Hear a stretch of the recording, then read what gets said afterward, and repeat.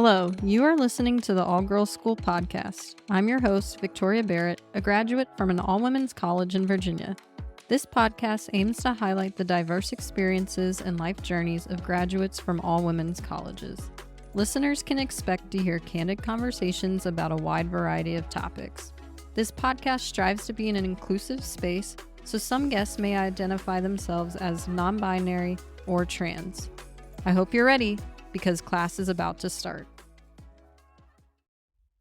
All right, hello, and welcome to the All Girls School podcast. I'm your host, Victoria Barrett. I use she, her pronouns, and typically each week I sit down with someone who has attended and or graduated from an all-women's college. But this week, I'm gonna do things a little differently than the way I've recorded some of my other episodes. Actually, not too long ago, when I was doing an interview with one of my guests, she asked me, before we started recording, if it was okay to ask me questions during the interview, because she was curious to hear about, my experiences and things like that, because she had been listening to the episodes, and obviously the episodes are geared towards my guest and not so much me.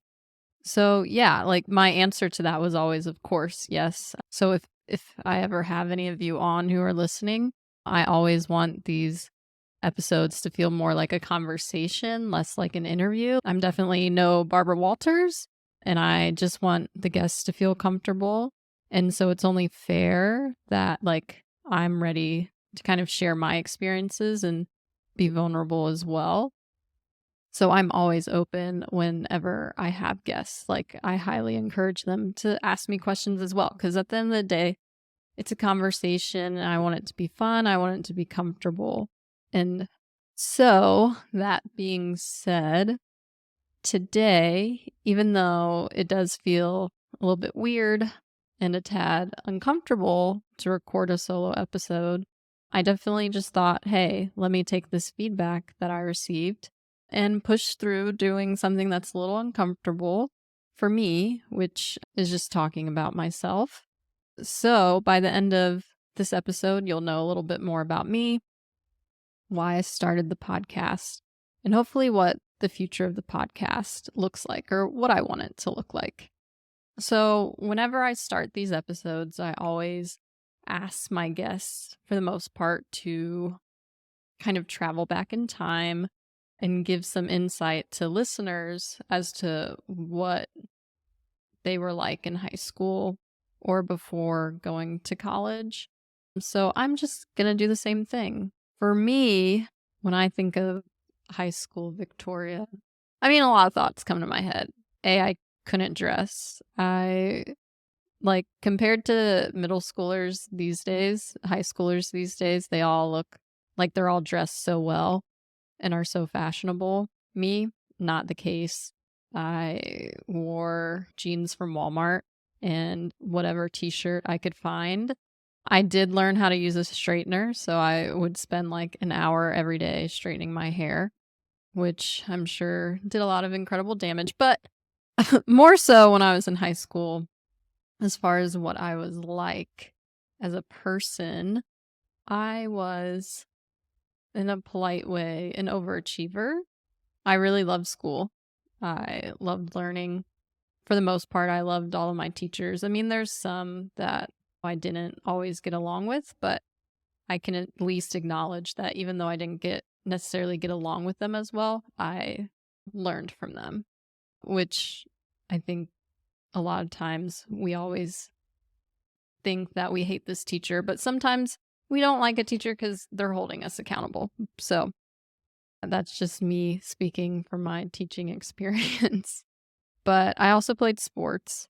My main sport was softball. That's what I played year round for a travel team, and then also played in high school.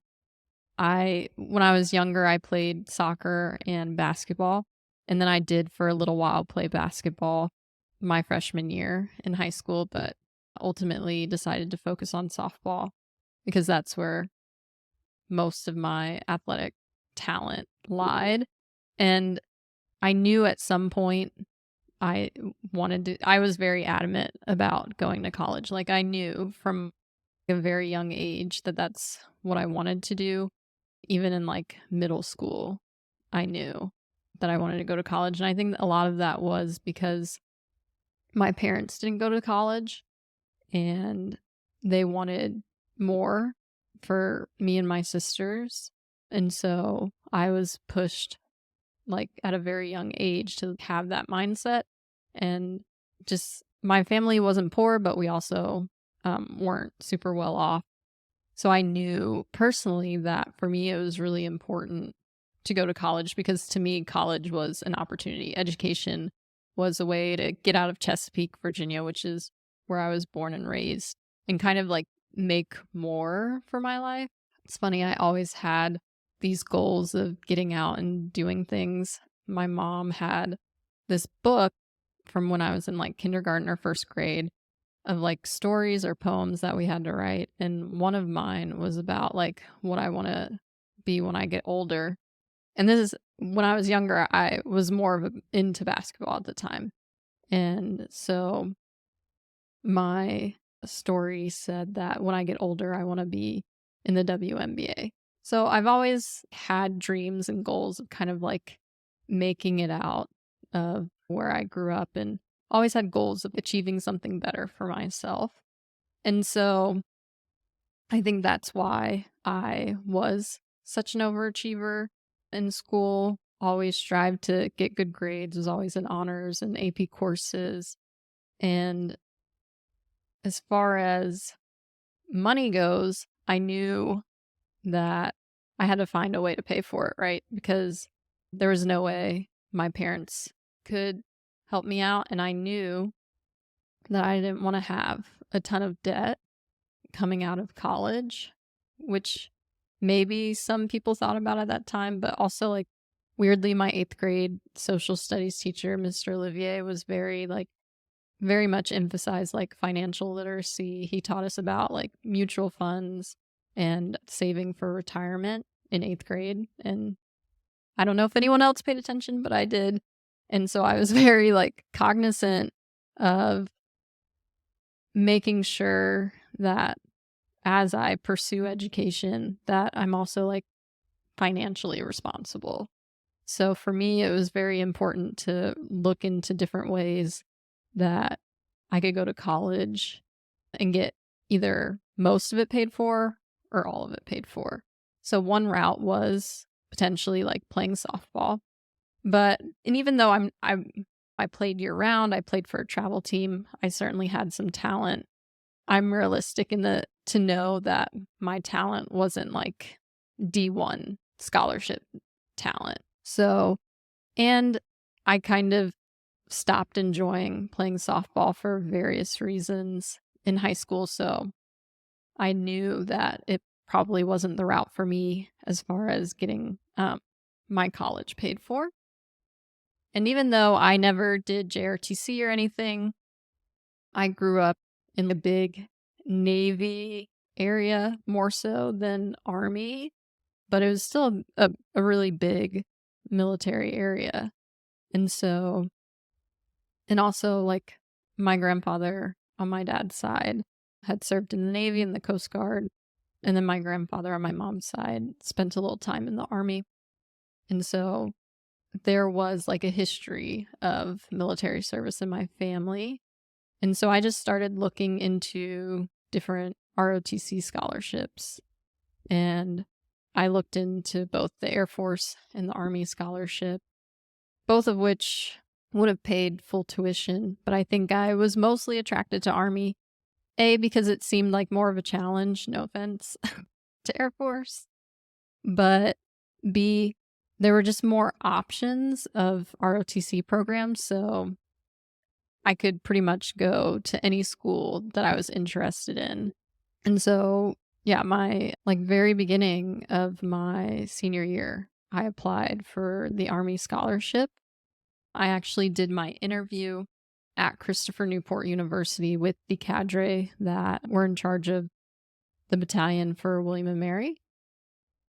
And I got offered the scholarship. So I knew even before I got into any college that I had that scholarship.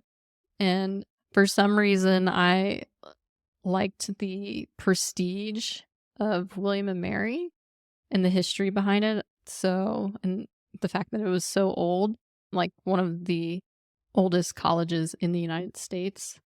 So I had my heart set going to William and Mary, and I even applied early decision, and I didn't get in. I got waitlisted, which was really hard for me because I had worked really hard, had a 4.4 GPA. So I had a hard time understanding how I got waitlisted. But as I was talking to Janaire about this in the last episode, when I was listening to this other podcast with Jay Shetty and Becky G, she was saying that things don't happen to you, they happen for you.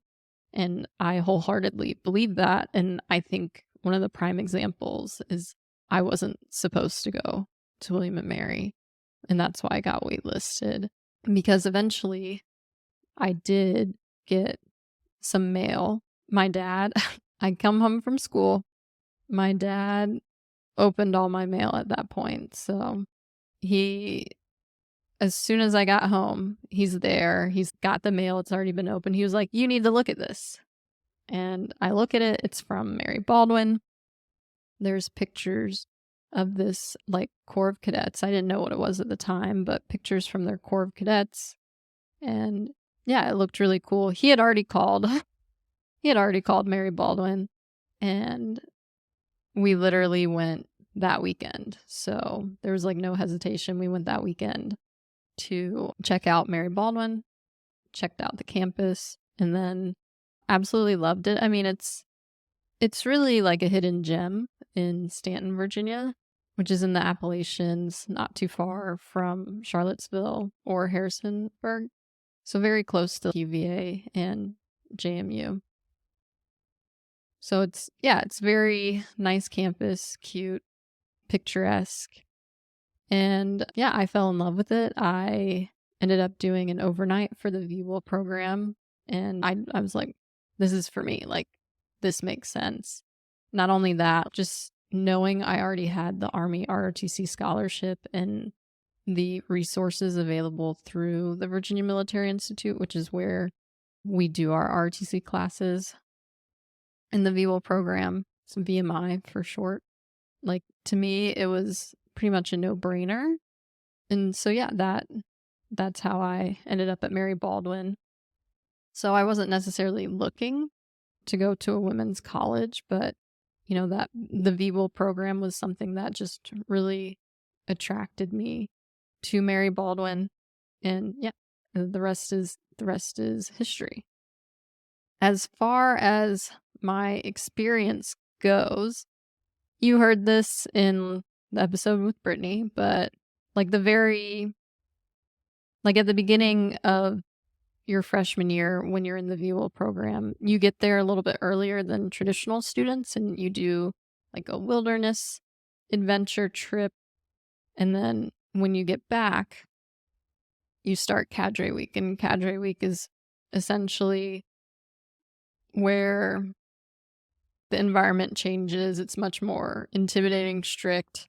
I mean, it's nothing compared to some of the academies as far as how hard they go, but it's meant to stress you out and add those stressors to you as you're learning the different ways of the Corps and things like that. And most specifically, you're learning drill and ceremony. So how to march and things like that, which takes coordination, something that I have for sports, but don't have for marching, apparently.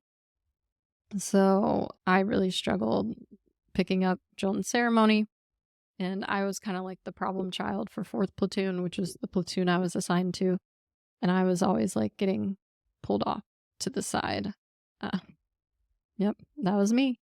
But once I learned it, once I got more comfortable in the Corps, I progressed pretty well. I really came out of my shell, especially once I became friends with Amanda Harrison, who is in the pilot. So you can hear about how we became friends. That really broke me out of my shell. And then I've always been that kind of person up front. I'm very like shy, quiet, reserved.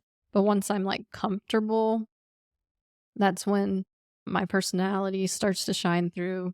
And I did gain a lot of confidence, especially once I was comfortable in the core. Once like I was like, yeah, this is like my place. I'm doing well. Like I can achieve a lot of things in this core. I'm learning a lot about leadership.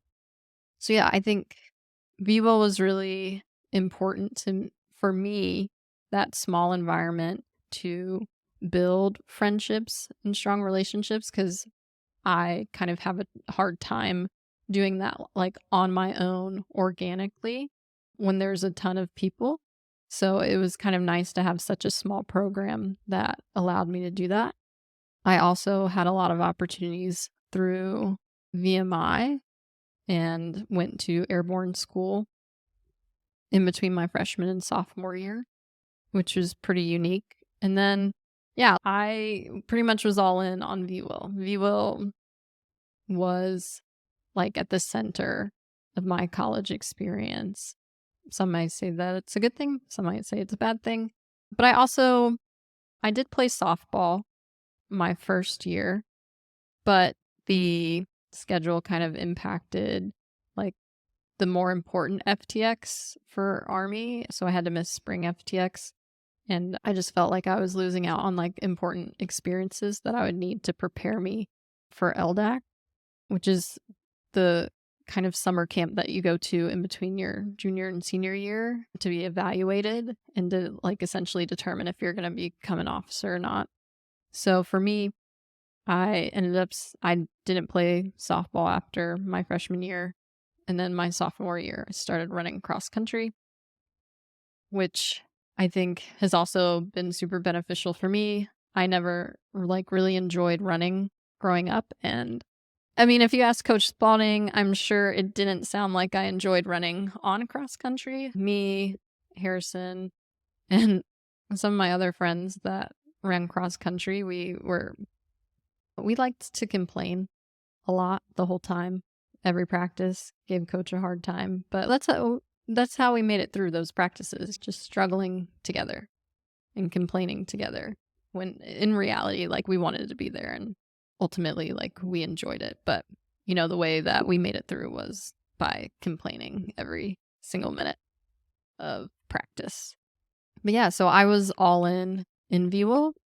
I had some very lofty goals for myself. I think at the end of my freshman year, I kind of knew that I wanted to strive for like first captain when I was a senior. I volunteered for all the different positions like PT cadre, null committee. Like I tried to do as much as I could, peer advisor. So I was very involved in the Corps, and I just enjoyed working with all of the different cadets. And to me, it was super enjoyable. There was drama and things like that, but at the end of the day, like I really enjoyed the program and I really enjoyed everyone that I worked with. And I did do pretty well in the Corps and became sergeant major my junior year. And like I said, again, sometimes things don't necessarily happen to you, they happen for you. And some things happened my junior year, and I did lose the chance of being first captain. But when I look back at that experience, I think I was just so goal oriented for such a long time, task oriented, like such a perfectionist, that ultimately I think that path was for me, even though at the time I might not have understood that, but I understand that now. And I really am just so grateful for my experience there.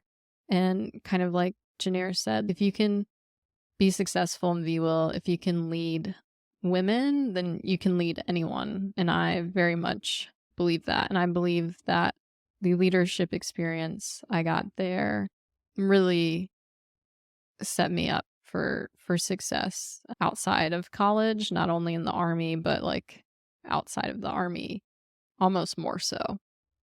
But yeah, so after my senior year, like most VWIL grads, I commissioned into the Army as a quartermaster officer. So I went to Fort Lee for my BOLIC, my basic officer leadership course. And something that was a little different for me than most of my peers was that I also had the follow-on school for aerial delivery and material officer course, which is called ADMOC, which essentially is a course that they send officers who are quartermaster who could potentially end up being in charge of a parachute rigger platoon. So a platoon that can pack personnel parachutes or even like the the larger airdrop parachutes where they're dropping equipment out of a C-17 or C-130. So I had that follow-on course. So I actually was at Fort Lee a little bit longer and lived in an apartment off of Fort Lee at that time. So and most everyone at BOLIC knew what their follow-on orders were, but pretty much anyone who had ADMOC on their orders did not. So I had no clue where I was going. I just knew that I was going to Fort Lee for BOLIC and that I was going to ADMOC. But I mean, once you figure out what ADMOC is, you can kind of put 2 and 2 together of like where you're potentially going to go. And so I just thought I was going to go to Fort Bragg, which is now Fort Liberty. And Fort Lee might now be, I think I was driving past, and I think it might be Fort Greg Abbott, but that could be incorrect. So anyway, I thought I was going to go to Fort Liberty because that's like the biggest airborne unit in the Army is the 82nd. So my mind was like, I'm going to North Carolina. Not going to be that far away. And then we get our orders. And yeah, pretty much everyone in my class, brag, brag, brag. And then I look at mine and it says Fort Richardson, AK. And I'm like, is that Alaska? And yes, it was indeed Alaska. So that was a little bit of a shock because I didn't even really realize that there was an airborne unit in Alaska. So yeah, ended up going to Alaska for my first duty station. And so yeah, it's far away. Fort Richardson is actually in Anchorage, Alaska. Honestly, if you've never been to Alaska, I highly recommend it as like a place to visit. It was a very cool place to live for 3 years, but maybe not ideal for someone who's like young. I definitely think it's more ideal for like families and if you're a little bit older. I mean, don't get me wrong, I loved Alaska and the hikes and I think it's gorgeous and beautiful and I would love to go back and visit, but if you're young, single, especially queer and single, it's not the best place to be stationed for your personal life. But I think the benefits of its location was that it makes you develop really strong friendships and close ties with the rest of the lieutenants who are there. And so I really enjoyed Alaska. I enjoyed the people that I met. That's when I actually started getting into solo travel. One of the guys that I worked with, he was my company XO when I first got to Alaska, Jake Hovde. And he would travel like every 4 day. He would go somewhere different. He might not have been traveling solo, but he would travel. And I was like, oh. And I was an international relations major, so. But I guess I never had money growing up, so traveling just wasn't in my mindset. But now, like that, I obviously am a commissioned officer. Like I have a decent paycheck. It's, oh yeah, I can travel. And it's fun and it's enjoyable. And the funny reason why I started to embrace solo travel, like I wanted to travel, but then I would get nervous about going by myself. And I had tickets to see Taylor Swift for the 1989 her 1989 tour in Seattle. And then I got in my head because I couldn't find anyone to go with me. So I ended up selling them, like reselling them for exactly the price that I purchased them. So no upsale for me. And then ended up getting resale tickets to her show in Denver and visited Amanda Harrison for like Labor Day weekend 4-day and went. But like the amount of money that I paid for the seats in Seattle compared to the seats I got for the same price resale in Denver were just like not even close. So I always like had regretted selling those tickets and not just like having the guts to go by myself. So when Adele went on tour, I bought one ticket for Vancouver, British Columbia, because I was like, oh, I want to go somewhere international, but I'm going to be by myself for the first time. So Vancouver, British Columbia seemed like an ideal place. And yeah, I went there for 5 days on my own. And I think you learn a lot. And I think, especially if you try and stay at hostels, you can meet other people and it forces you to have some more interaction. And then if you do like little day trips, day excursions, like group tours, that's another way to where even though you're traveling solo, you can interact with other people. Like I went to Whistler, went bungee jumping. I was sitting next to this girl about the same age as me from Ireland. Her and her like friends who teach in Ireland travel every summer, and that summer they were in Vancouver. And as we were driving up to Whistler, we had like different options of things we could do, and I knew I wanted to bungee jump, so I was talking about it.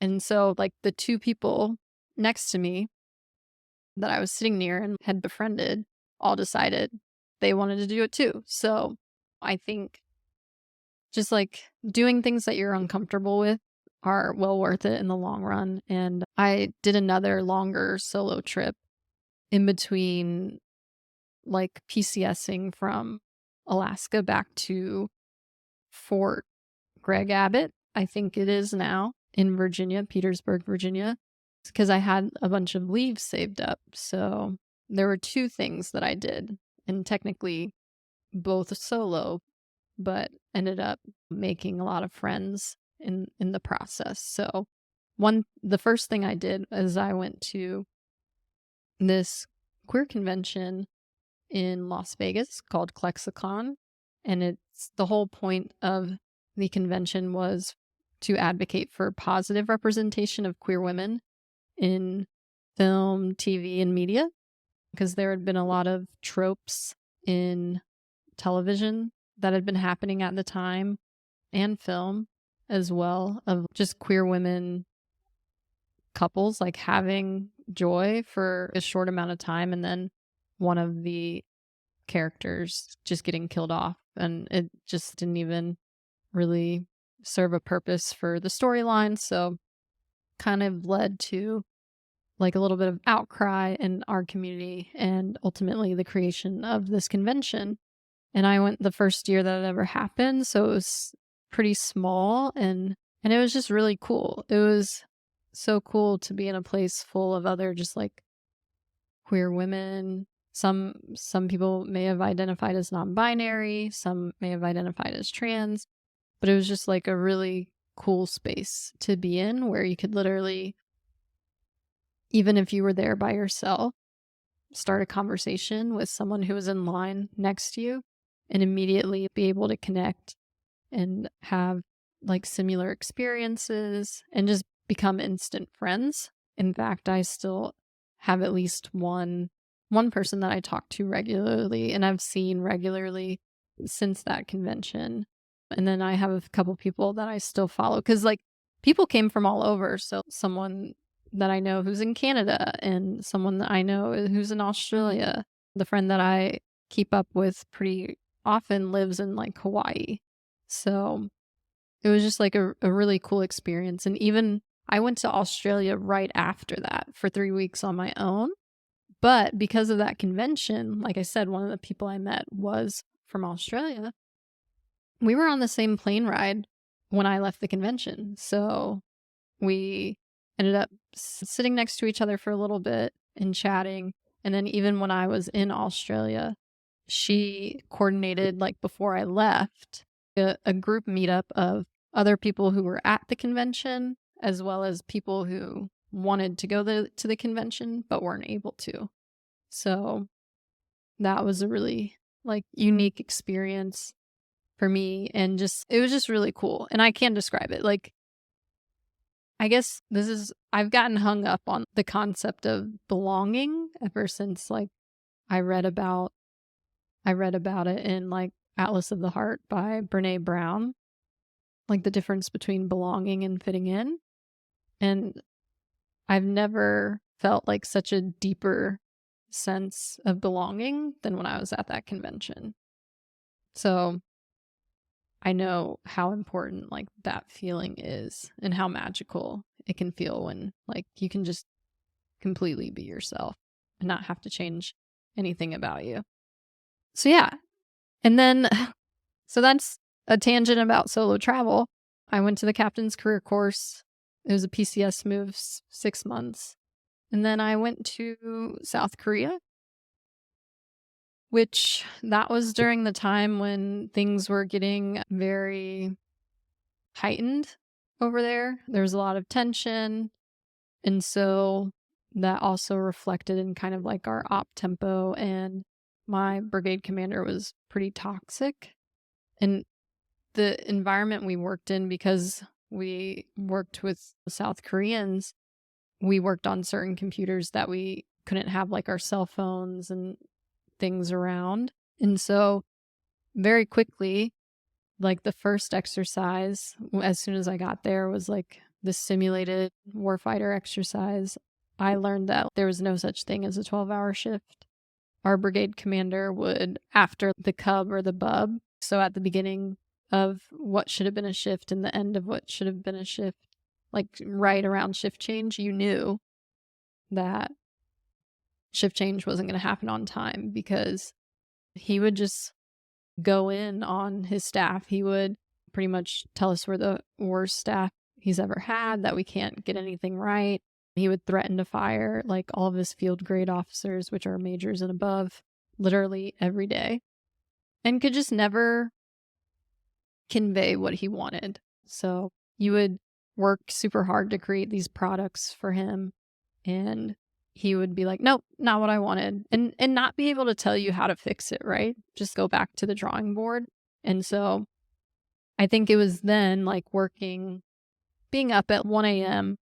on Saturdays and like always being on call to potentially come in and work on a product for hours and hours that you didn't know if he was going to like, just really made me start then kind of like questioning if staying on active duty was worth it to me, and not having like control over my life and where I go and what I do.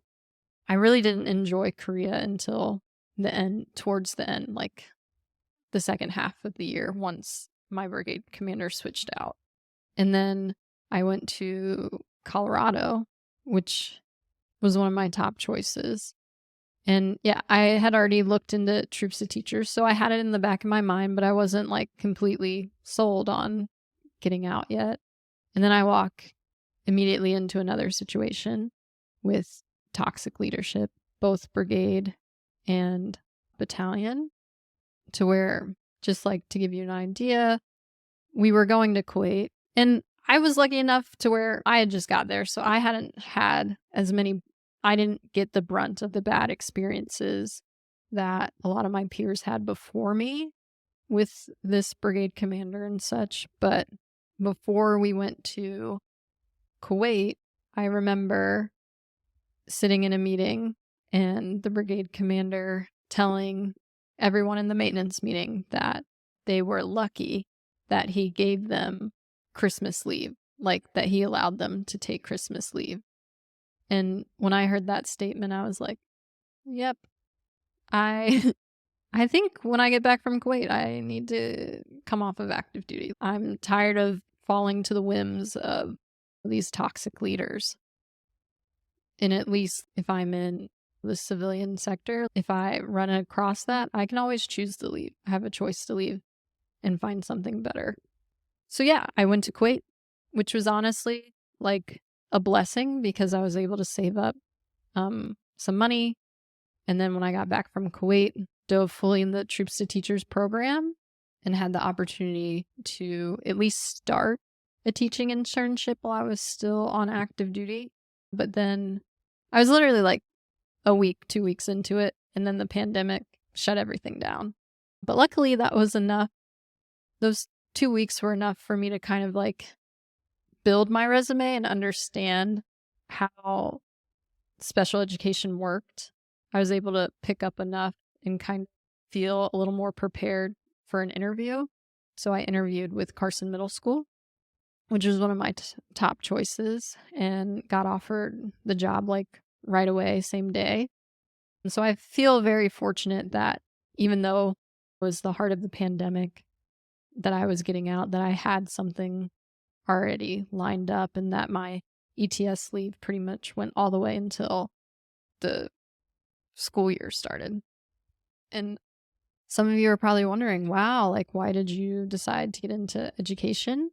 For me, I think one thing that I disliked about the future route of being active duty Army officer was that most of your career you're spent on staff and you're just like nugging away on PowerPoints and spreadsheets and things like that. And you don't have the same interaction that you did when you were a platoon leader with soldiers. So you just don't have that same level of interaction. I wanted something that like gave me meaning and purpose. So initially I wanted to be a social studies teacher, but when I did the Troops to Teachers program, they kind of put special education on my radar. And I'm really thankful for that and that opportunity. It opened my eyes to like a completely different student population that I wasn't necessarily aware of. And I very much enjoyed my time working at Carson Middle School. There's a lot of great teachers that work there. And when I decided to move back to Virginia, part of the reasons why I decided to look into grad school for higher education was because I knew that it would be very difficult for me to find another school with the same type of community that I experienced at Carson Middle School. Like I knew nothing else would kind of compare. So why did I move back to Virginia? Why? And why did I start this podcast? So I spent 3 years after coming off of active duty teaching special education at Carson Middle School in Colorado Springs, which is a great area, lots of things to do. But I experienced a lot of things in my personal life that just kind of put me in a bad space mentally. I went through a breakup. A ton of my Army friends that like I initially got stationed with there and had befriended at that point started PCSing to other places. So I lost a lot of my support network. And in the midst of me like being in that relationship, I didn't do a very good job of building like a separate support network with like coworkers or other people in Colorado Springs. So when I went through that breakup, I think I struggled with it mostly because I didn't have a support network and just felt very alone. And I was also like missing my family. Like my sister was like about to have a baby, ended up having a baby a year ago. And it was then where I was like maybe staying in Colorado just isn't the right move for me. Maybe I need to move back closer to family because I think that's like the number one step for your support system, right? Is being closer to family. And I knew my sister having the baby, I didn't want to just visit once or twice a year. I wanted to be more present. And so I applied to different graduate programs in Virginia. Ultimately, I chose George Mason because I wanted to be somewhere a little more urban, diverse, to help not only just give me opportunities to make friends, but also like to do different things, to go to sporting events, like concerts. Like I very much enjoy those kinds of things. I wanted to be around like hopefully a larger LGBTQ plus community so that I could like also focus on my personal life in addition to professional life, like actually try to balance those two things.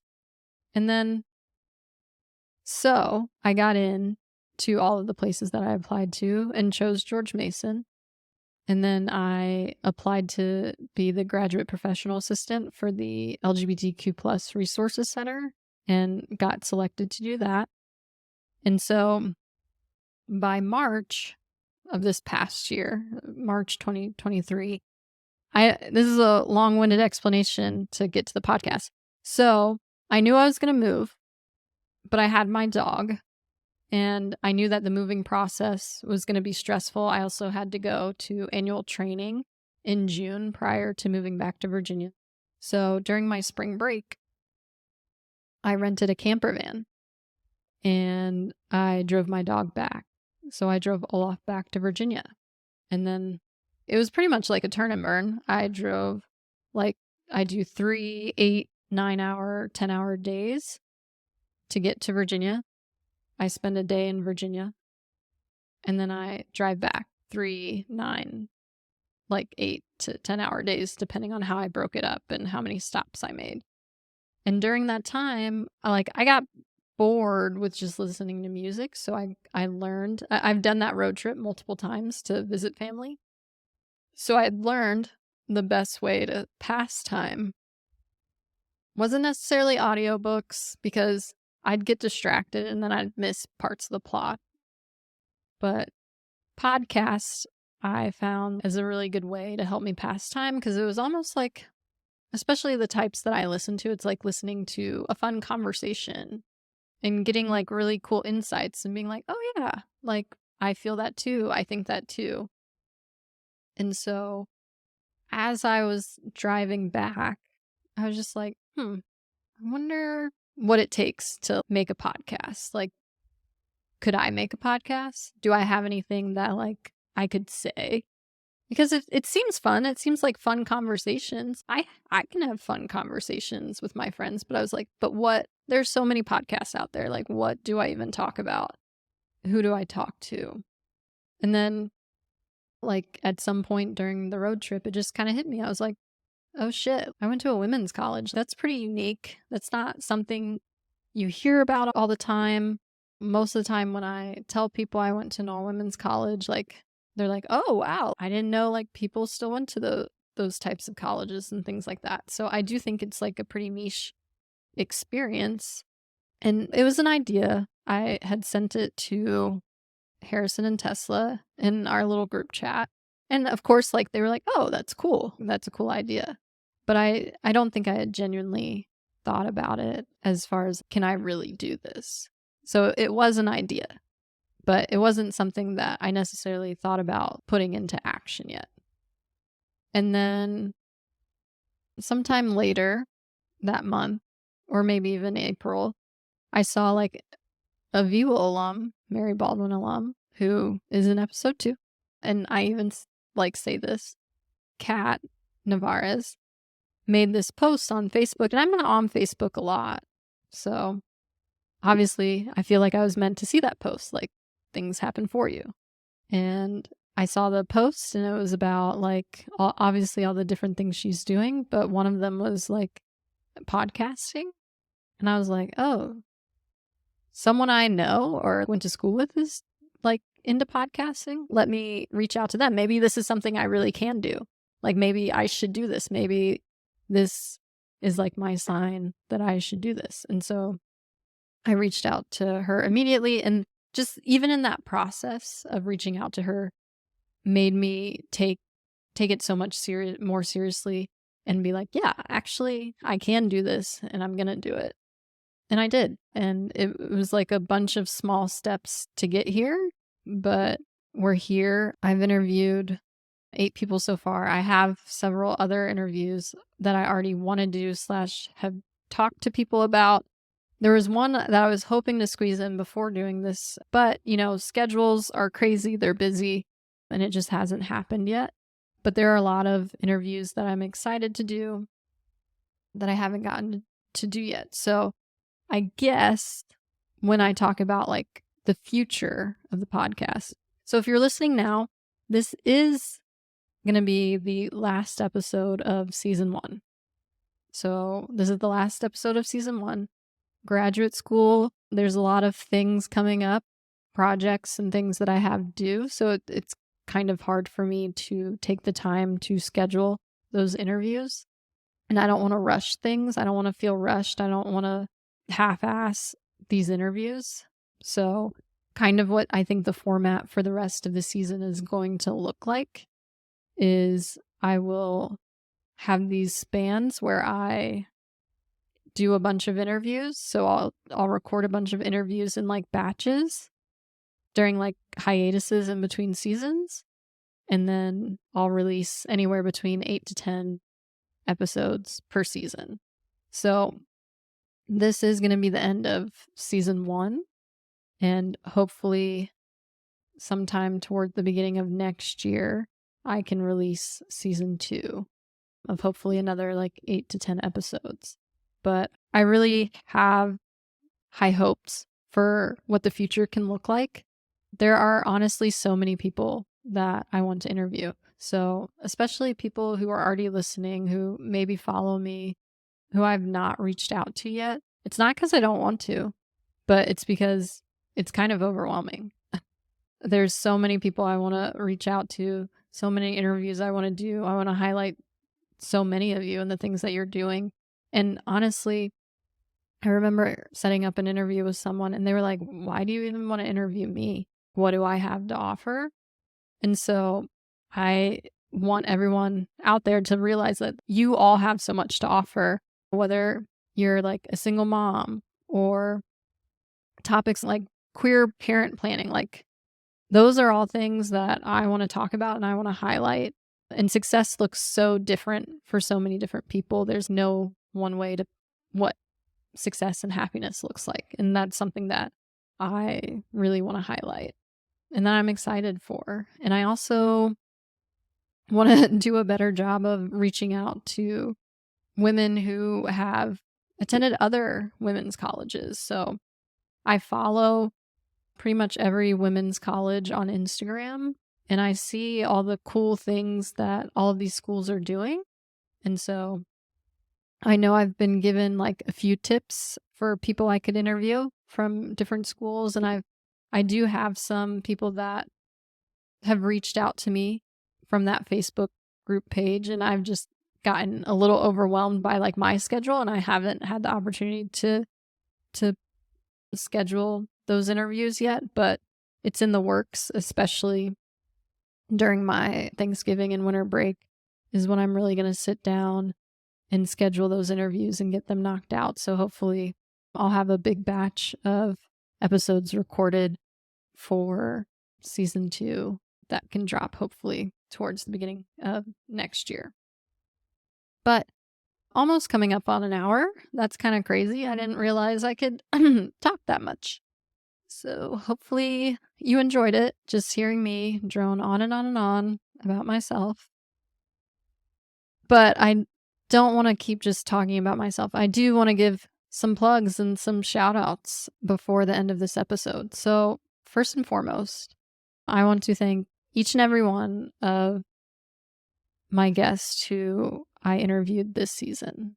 So shout out to Amanda Harrison, Kat Narvaez, Jazz Roll, Tesla Siri, Sarah McFarlane, Kosh Ratnake, Brittany Bullard, and Janair Jackson. Shout out to all of you. Because honestly, if you hadn't been gracious enough to take time out of your schedule to chat with me, then this podcast wouldn't exist. Like, I'd just be here by myself, and that would be boring.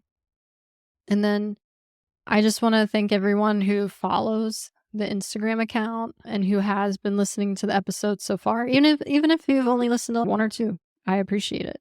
I've also gotten some feedback from quite a few of you that has been very encouraging. And so I do hope to continue to do these interviews, continue to grow the podcast with the amount of time that I do have. And I hope that hopefully you'll continue to listen when season 2 drops. But kind of to wrap things up, if you're new to the podcast, so say this is maybe the first time you've listened or the second time you've listened, just make sure you follow us on Instagram at All Girls School Podcast and subscribe wherever you listen to podcasts, whether that be Apple, Spotify, Google, or even YouTube. And if you want to email the podcast, if you have questions, if you want to be interviewed, say you stumbled upon this and you're like, oh, you could interview me. Or even if you have like ideas or feedback, feel free to email me. I'm not always the best at checking it, but the email address is theallgirlsschoolpodcast@gmail.com. But thank you so much for tuning into season 1, and I'm excited to see what happens and who I get to chat with in season 2. So, see you later.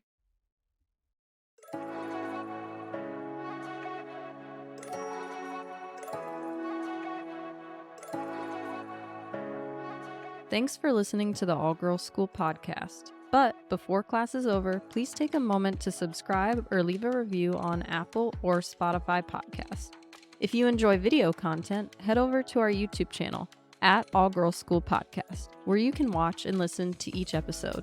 You can also follow us on Instagram at All Girls School Podcast, and you can email us questions, stories, and more at theallgirlsschoolpodcast@gmail.com. That's it for today. Class is dismissed.